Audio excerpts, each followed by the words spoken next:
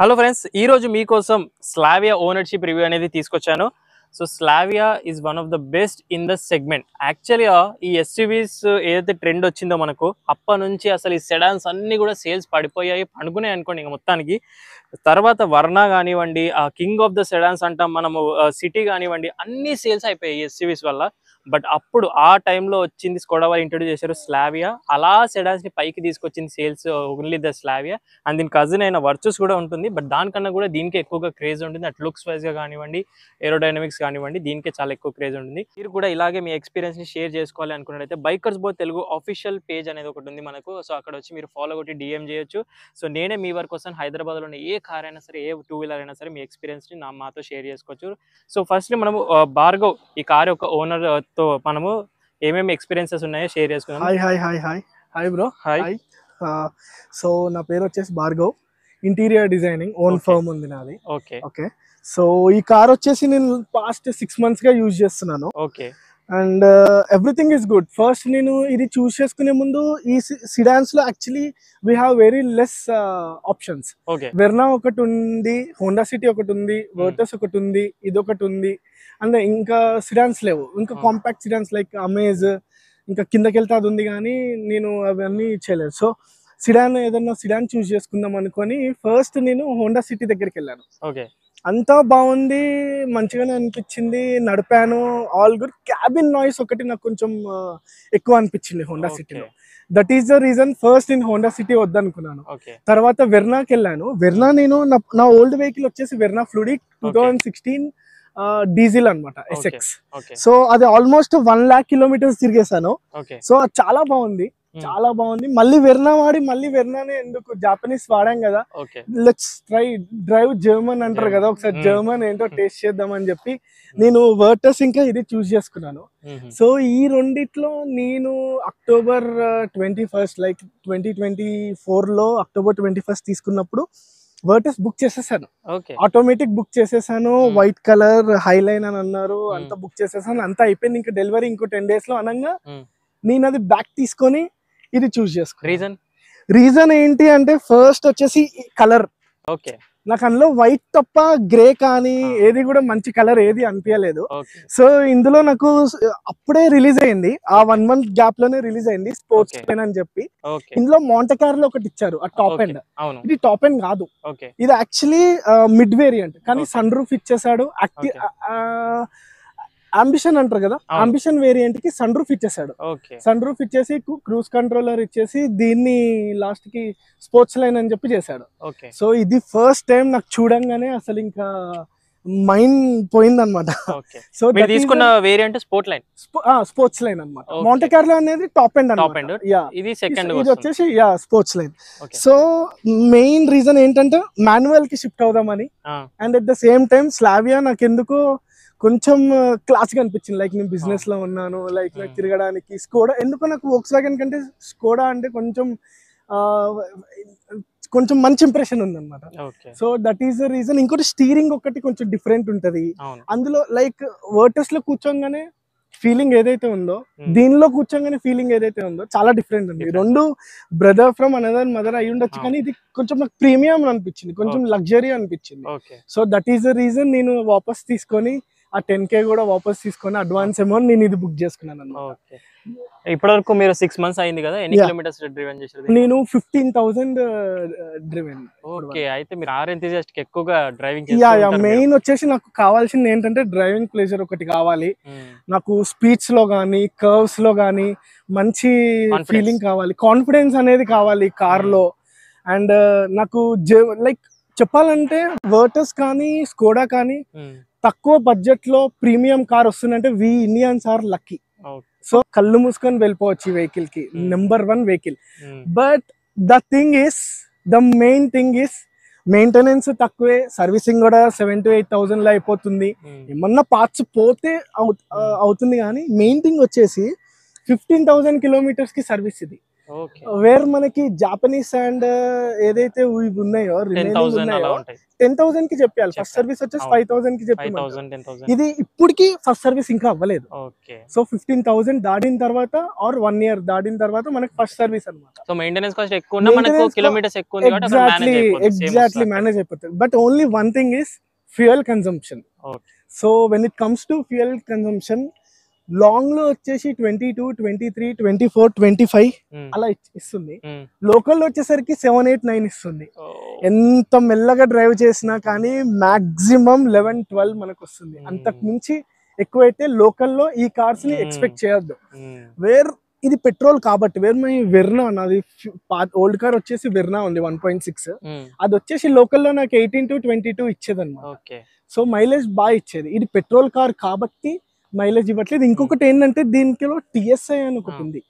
1 లీటరే అయినప్పటికీ ఇది 115 BHP and horse power 148 అలా ఉంది. హార్స్ పవర్ వచ్చేసి 114 అండ్ టార్క్ వచ్చేసి 178 ఉంది ప్రెసెంట్. సో ఆ టిఎస్ఐ ఉంది కాబట్టి 1 లీటర్ అయినప్పటికీ మనకి ఆ డిఫరెన్స్ అనేది కనిపించదు. ఒక 60-70 క్రాస్ అయింది అంటే మనకి వేరే కార్స్ ఏది కూడా అసలు పనికిరావు. పెద్ద పెద్ద ఎస్యూవీలు కూడా అసలు పనికిరావు. దీని పికప్ దీని డ్రైవింగ్ పర్ఫార్మెన్స్ నెక్స్ట్ లెవెల్ అన్నమాట అసలు. యా సో యాక్చువల్ ఇప్పుడు అంతా ఎస్యూవీస్ ట్రెండ్ నడుస్తుంది. అవును ఇదే బ్రాండ్ లో ఫర్ ఎగ్జాంపుల్ మీరు జర్మన్ అందులో స్కోడా మీరు ఫ్యాన్ అన్నారు కాబట్టి కొషాక్ ఉంది మనకు కైలాక్ ఉంది. కైలాక్ అంటే అప్పటికి ఇప్పుడు రీసెంట్ గా వచ్చింది 1 month లో వచ్చేస్తుంది మీకు ఐడియా ఉంటుంది. కానీ కొషాక్ కాకుండా స్లావియాకి వెళ్ళాలి గ్రౌండ్ క్లియరెన్స్ ఇష్యూ ఏమన్నా మెయిన్ థింగ్ వచ్చేసి ఇక్కడ మనకు అర్థం కావాల్సింది ఏంటంటే స్లావియా మనకి స్కోడాలో కుషాక్ వచ్చిన అది compact SUV. This is not a compact sedan, this is a luxurious sedan. So లోపల కూర్చున్నాక మనకు అర్థమవుతుంది కొంచెం ఈ లెంత్ కానీ ఇది కొంచెం ఎక్కువ ఉంటుంది. దానిలో నీకు ఆ కంజెస్టెడ్ ఉంటుంది, హైట్ ఉంటుండొచ్చు బట్ ఆ కంజెస్టెడ్ ఫీలింగ్ అనేది ఉంటుంది అనమాట. దీనిలో ఏంటంటే లగ్జరియస్ సిడాన్ కిందకు ఉంటుంది. ఒక 130, 140 లో కూడా కర్వ్స్ మీరు కాన్ఫిడెంట్ గా కొట్టచ్చు. కట్స్ కొట్టినా గానీ ఓవర్టేకింగ్స్ అప్పుడు కానీ ఆ మంచిగా రోడ్డు కతుక్కొని ఉంటుంది. ఆ కాన్ఫిడెన్స్ వేరే ఉంటుంది. When it goes to Kushaq అంత కాన్ఫిడెన్స్ ఉన్నప్పటికీ కొంచెం బాడీ రోలింగ్ అనేది ఉందన్నమాట. సో దీనిది యాక్చువల్లీ వచ్చేసి stiffer suspension. So stiffer suspension వల్ల ఏంటంటే లాంగ్ లో మనకి బాడీ రోలింగ్ అనేది చాలా తక్కువ ఉంటుంది. చిన్న చిన్న గుంటలలో కొంచెం ఎత్తేసినట్టు అవుతుంది కానీ but very nice actually.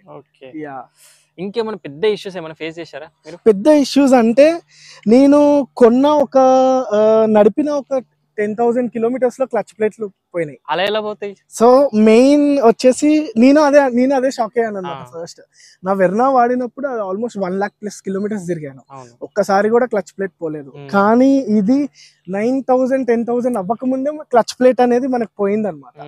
So main ఏంటా అని చెప్పి షోరూమ్కి వెళ్తే అసలు వాళ్ళు ఇంకా నో ఛాన్స్, ఇంకా వేసుకోవాల్సిందే క్లచ్ ప్లేట్లు, ఇంకా వేరే ఛాన్స్ లేదు, టైట్ అయిపోయింది అనమాట క్లచ్. సో ఏంటి అని ఆలోచిస్తే నాకు అర్థం కాలేదు. సో తర్వాత నాకు అర్థమైంది ఏంటంటే మొత్తం క్లచ్ ప్లేట్ వేయించుకున్నాను.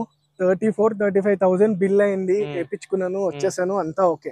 తర్వాత దాని మెకానిజం చూసాను అనమాట. ఫ్రిక్షన్ ప్లేట్ ఉంటుంది, క్లచ్ మూసి యాక్సిలరేషన్ ఇచ్చినప్పుడు ఆ ప్లేట్ 2 అతుక్కొని మనకి ఆ 2 ఫ్రిక్షన్ అనేది అయ్యి అరిగిపోతుంది. ఆ మెకానిక్ వాళ్ళు చేసేటప్పుడు కూడా సర్వీస్ కూడా చాలా బాగుంది. ఎలో చేశారు లోపలికి వెహికల్, నా ముందే మొత్తం అన్ని పార్ట్స్ చేంజ్ చేశారు, మొత్తం నా కళ్ళ ముందే జరిగింది అనమాట. వాళ్ళంతా ఆ మెకానిక్ నాకు అర్థం చేసిన తర్వాత నాకు అర్థమైంది పెట్రోల్ బండిని నడిపే విధానం కొంచెం different. When it comes to diesel rough and tough. So accelerator పెట్టి కూడా క్లచ్ రిలీజ్ చేసి ఎట్లా అంటే అట్లా రఫ్ అండ్ టఫ్. ఎగ్జాక్ట్లీ ఆ టార్క్ వేరే ఉంటుంది, ఆ ఇది వేరే ఉంటుంది. When it comes to petrol చాలా సున్నితంగా హ్యాండిల్ చేయాలి. సో చాలా జాగ్రత్తగా నడుపుకోవాలి. యా సో పర్ఫార్మెన్స్ సాటిస్ఫై అయినా ఈ 3 cylinders ఇంజన్ మరి వైబ్రేషన్స్ నెక్స్ట్ లెవెల్. అసలు వైబ్రేషన్స్ అనేవి అసలు నాకేమీ అనిపించలేదు అసలు. ఓకే సి మనకి యాజ్ ఏ కార్ ఎంతూజియాస్ట్ అసలు ఒక స్ట్రెచ్ దొరికినప్పుడు ఒక 50-60 దాటాము అంటే అసలు అవన్నీ ఏం లేదు. చాలా లగ్జరియస్ ఫీలింగ్ ఉంటుంది. క్యాబిన్ నాయిస్ అనేది కూడా మనకి ఎక్కువగా లేదు, చాలా తక్కువ వస్తుంది. When it compare to other sedans చాలా తక్కువ క్యాబిన్ నాయిస్ వస్తుంది. All good. అసలు పర్ఫార్మెన్స్ వైజ్ అసలు వెనక్కి తిరిగి చూసుకునే అవసరం లేదు. And the main thing is దీన్ని ట్యూనింగ్ చెప్పించుకోవచ్చు. Stage 1 is eco tuning, stage 2, stage 3 3 stages ఉంటాయి. మరి వారంటీ ఏం భయపడరా? వారంటీ అంటే ఇప్పుడు చూడండి, ఇప్పుడు మెయిన్ మన కార్ ఇంజన్స్ వచ్చేసి మన గవర్నమెంటే అలా ఉండకూడదు కాబట్టి దాని కంపెనీ అనేది అలా లైక్ దాన్ని బిహెచ్పి కానీ హార్స్ పవర్ కానీ ముందే స్టాక్ ఇచ్చేసారు అనుకోండి. సో అది ఆ రేట్ లో అనేది సేల్ చేసుకోవడానికి కుదరదు ఎవరైతే ఓనర్ ఉన్నారో వాళ్ళకి, కంపెనీకి, బ్రాండ్ కి. సో అందువలన దాన్ని లాక్ చేసి ఇస్తారు. దాని మొత్తం పర్ఫార్మెన్స్ కానీ దాని మొత్తం దానికి ఎంత కేపబిలిటీ ఉందో అది మొత్తం బయట పెట్టచ్చు మనం. సో పెట్టినా కానీ ఇంజన్ కి స్టేజ్ 1 అయితే ఏం పడదు. స్టేజ్ 2 అంటే మనకి జస్ట్ ఎగ్జాస్ట్ పైప్ ఇది ఒకటి ఉంటుంది, అదొకటి చేంజ్. స్టేజ్ 3 అంటే చాలా కాంపోనెంట్స్ ఇంజన్ లో చేంజ్ అవుతాయి అన్నమాట. So my plan is to get stage 1 done. Later stage 1 నాకు అంతా బాగుంది, ఇంజన్ కి ఎఫెక్ట్ పడట్లేదు అంటే I will go for stage 2.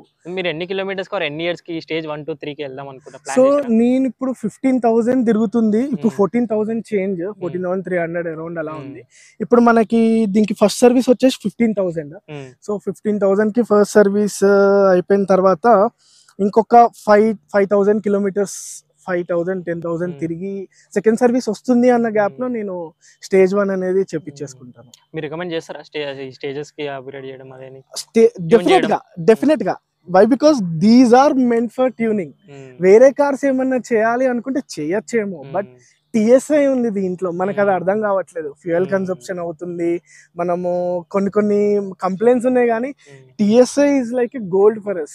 So ఆ టిఎస్ఐ ఉంది అంటే మనం చాలా చేసుకోవచ్చు ఇంజన్ ని. రీసేల్ వాల్యూ ఆలోచించారు ఎప్పుడన్నా? రీసేల్ వాల్యూ అసలు స్కోడాకి వోక్స్వాగన్ కి వచ్చిన వాళ్ళు అసలు మనం రీసేల్ వాల్యూ కానీ మెయింటెనెన్స్ కాస్ట్ కానీ ఫ్యూయల్ కన్సంప్షన్ కానీ అస్సలు వాటి గురించి చేయకూడదు. ఆ మజా కావాలి అనుకుంటే అసలు రీసేల్ చేయాల్సిన అవసరమే రాదు. లైక్ లాంగ్ లాస్టింగ్ ఉంటుంది, రిలయబుల్ ఉంటుంది కదా వెహికల్. వేరే వెహికల్స్ తో కంపేర్ చేస్తే ఇప్పుడు నేను వెర్నా వాడాను, 5-6 ఇయర్స్ చాలా బాగుంది. ఒక 6 ఇయర్స్ క్రాస్ అవ్వగానే నాకు లోపల కొంచెం రాట్లింగ్ సౌండ్స్ రావటం కానీ, క్యాబిన్ నాయిస్ రావటం కానీ కొంచెం నాకు ఆ కొత్తదనం పోయింది. బట్ అదే వోక్స్వాగన్స్ కూడా వెహికల్స్ 10-15 ఇయర్స్ ఓల్డ్ నడిపినా కానీ ఆ కాన్ఫిడెన్స్ అనేది వేరే ఉంటుంది. So that is the reason నేను అసలు రీసేల్ గురించి అసలు ఆలోచించలేదు. అసలు రీసేల్ కూడా ఒకవేళ నేను ఫ్యూచర్ లో చేస్తే స్కోడాకి వచ్చిన వాళ్ళు వేరే బ్రాండ్కి వెళ్ళడం అయితే చాలా కష్టం. ఇంకా స్కోడాలోనే ఉండాలి, ఇంకా దీనిలోనే అప్గ్రేడ్ చేసుకోవాలి. కొత్తగా ఆర్ఎస్ వస్తుంది, ఇంకా ఫ్యూచర్ లో చూడాలి. ఇదైతే ఇంకా పెట్రోల్ బండి, సో ఎన్ని రోజులు ఉన్నా కానీ ప్రాబ్లం ఏమి ఉండదు. సో మీరైతే 15,000 కిలోమీటర్స్ లో 6 months లో 2 ఇష్యూస్ మేజర్ ఫేస్ చేశారు. ఒకటి మైలేజ్, ఒకటి సిటీలో డ్రాప్ అవ్వడం, అంతే. క్లచ్ ప్లేట్స్ ఒకటి ఇష్యూ, మెయిన్ ఇష్యూ మనకు ఆ 2. అంటే మైలేజ్ కూడా ప్రాబ్లం ఏంటి అంటే వాళ్ళు సేల్ చేసేటప్పుడు కూడా 12 ఇస్తుంది, 15 ఇస్తుంది, 18 ఇస్తుంది అని చెప్తారు అన్నమాట. బట్ టు బి హానెస్ట్ అంత ఇవ్వదు. బట్ మెల్లగా నీట్ గా నేను పవర్ పెట్రోల్ యూజ్ చేస్తున్నాను. పవర్ పెట్రోల్ యూజ్ చేసి నైట్రోజన్ ఎయిర్ కరెక్ట్ గా కొట్టించి అలా యూజ్ చేసుకుంటే 10 అయితే ఇస్తుంది సిటీలో. అదొకటి కాంప్రమైజ్. క్లచ్ ప్లేట్ల దగ్గర కొద్దిగా జాగ్రత్తగా, క్లచ్ ప్లేట్ డీజిల్ కార్ నడిపినట్టుగా దీన్ని అస్సలు నడపకూడదు, స్మూత్ గా నడపాలి. మీరు దీనికి దాడిన తర్వాత 4th 5th 6th గేర్స్ లో దీని పర్ఫార్మెన్స్ చూడండి, కానీ లో గేర్స్ లో దీని పర్ఫార్మెన్స్ అనేది మనం చూడకూడదు. హైయర్ ఆర్పిఎంస్ లో, హైయర్ స్పీడ్స్ లో, ఎగ్జాక్ట్లీ లోవర్ ఆర్పిఎంస్ లో మనం ఎప్పుడు దీన్ని ఎక్కువ గ్యాస్ ఇవ్వకూడదు. ఫైనల్ క్వశ్చన్ వచ్చేసి, మీరు డౌన్ పేమెంట్ ఎంత కట్టారు అండ్ మీకు ఈఎంఐ ఎంత వస్తుంది ఒక్కసారి మన వ్యూవర్స్ కోసం? నేను తీసుకున్నప్పుడు నాకు యాక్చువల్లీ వెహికల్ వచ్చేసి ఆల్మోస్ట్ ఆన్ రోడ్ వచ్చేసి నాకు 17 దాకా పడింది, 17 lakhs. But only car price వచ్చేసి 1630 అక్టోబర్ లో. సో నేను ఒక 1.5 lakh నేను డౌన్ పేమెంట్ చేశాను. రిమైనింగ్ 7 years ఈఎంఐ పెట్టుకున్నాను. మంత్లీ 25,000 వరకు ఈఎంఐ అవుతుంది. ఫ్యూయల్ కి ఎక్కువ అవుతుంది. ఫ్యూయల్ కి నాకు అరౌండ్ 30-35,000 ఫ్యూయల్ కి అయిపోతుంది. లైక్ ఫ్యూయల్ కావాలి అనుకుంటే డీజిల్ కి వెళ్ళిపోవడమే. ఫ్యూయల్ గురించి ఆలోచించే వాళ్ళు అయితే అసలు పెట్రోల్ కి రావద్దు అసలు. బట్ ఓన్లీ నేను ఒక జాబ్ చేసుకుంటాను, ఓన్లీ వీకెండ్స్ మాత్రమే నడుపుతాను. నేను సాటర్డే సండే ఇట్లా ఓన్లీ వీకెండ్స్ ఫ్యామిలీతో నడుపుతాను. రిమైనింగ్ డేస్ నేను ఆఫీస్కి వెళ్ళిపోతా, క్యాబ్ వస్తుంది లేదా 2-wheeler మీద వెళ్ళిపోతా, ఇంతే తిరుగుతాను అంటే పెట్రోల్ కి రావచ్చు, దట్స్ ఫైన్. బట్ పొద్దున్న లేస్తే నేను కార్ తీస్తా, పొద్దున్న లేస్తే నేను బయటకు వెళ్తే 50-100 kilometers పైనే తిరిగి వస్తాను అంటే లేదు. ఇప్పటివరకు అయితే ఏమైనా ప్రాబ్లమ్స్ ఏమన్నా? ఏం లేదు, ఆల్ గుడ్. గ్రౌండ్ క్లియరెన్స్ కూడా అసలు next level ground so clearance. Dealer మీద ఎక్కడ తీసుకున్నారు? ఇది మన హైదర్ నగర్ కూడా. సో వాళ్ళది ఆఫ్టర్ సేల్స్ కానీ బాగుంది, చాలా బాగుంది, చాలా బాగుంది. వీళ్ళ సర్వీస్ సెంటర్ కూడా చాలా బాగుంది. అంతా మంచిగా ఏంటంటే కస్టమర్స్ ఒక వాళ్ళు ప్రాబ్లం ఉంటది కానీ షోరూమ్ వాళ్ళతో నేను ఇప్పటివరకు అయితే ఒక 2-3 సార్లు వెళ్ళాను, బట్ నాకేం ప్రాబ్లం రాలేదు. వాళ్ళ రెస్పాన్స్ కానీ వాళ్ళ ఇది కానీ నెక్స్ట్ లెవెల్ అసలు. Okay. So thank you so much Bhargav garu for sharing your experience of 6 months. మళ్ళీ మీరు 20,000 kilometers ఫస్ట్ ట్యూనింగ్ ఎప్పుడు చేస్తారో మళ్ళీ మీరు మళ్ళీ స్టేజ్ 1 చేపించాక మిమ్మల్ని పిలవాలి. మళ్ళీ సౌండ్ ఎగ్జాస్ట్ సౌండ్ స్టేజ్ 2 లో వినాలి మన వ్యూవర్స్ కోసం. డెఫినెట్లీ. సో ఇది ఓవరాల్ గా స్లావియా ఒక రివ్యూ వచ్చేసి ఓనర్షిప్ రివ్యూ ఎక్స్పీరియన్స్ అనేది. మీరు కూడా ఇలాగే మీ ఎక్స్పీరియన్స్ ని షేర్ చేసుకోవాలి అనుకున్నట్లయితే బైకర్స్ బో తెలుగు ఆఫీషియల్ పేజ్ అనేది ఒకటి ఉంది మనకు. సో అక్కడ వచ్చి మీరు ఫాలో కొట్టి DM చేయొచ్చు. సో నేనే మీ వరకు వస్తాను. హైదరాబాద్ లో ఏ కార్ అయినా సరే, ఏ 2-wheeler అయినా సరే మీ ఎక్స్పీరియన్స్ ని మాతో షేర్ చేసుకోవచ్చు. So thank you so much watching in the next video. Bye, take care. Mask వేసుకుని శానిటైజర్ రెగ్యులర్ యూస్ చేయండి, సోషల్ డిస్టెన్స్ పాటు. అలాగే డ్రైవ్ చేసే వాళ్ళందరూ సీట్ బెల్ట్స్ వెయిట్ చేయండి. రైడ్ చేసే వాళ్ళందరూ స్టాండర్డ్ హెల్మెట్స్ మాత్రమే వెయిట్ చేయాలి. Signing off. నేను మీ బైకర్స్ బో సన్నీ.